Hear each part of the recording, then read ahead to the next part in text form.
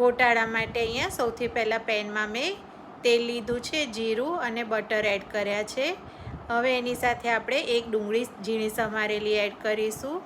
ત્યારબાદ આપણે એમાં કેપ્સિકમ પણ એડ કરીશું.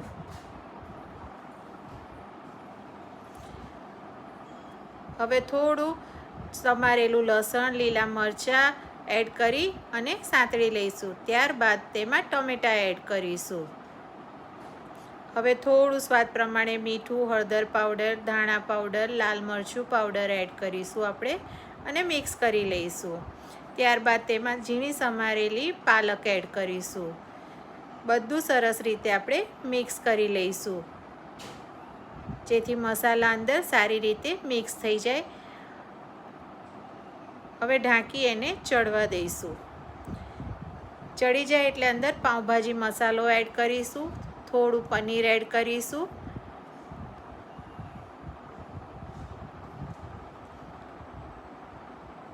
બધું મિક્સ કરી અને આપણે અંદર અડધો ગ્લાસ પાણી વેડી ચડવા દઈશું.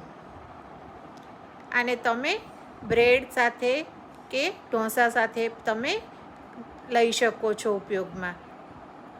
થઈ જાય એટલે આપણે એની અંદર ચીઝ એડ કરીશું. મોઝરેલા લઈ શકો છો અથવા પ્રોસેસ ચીઝ લઈ શકો છો. તો તૈયાર છે ગોટાળો આપણો.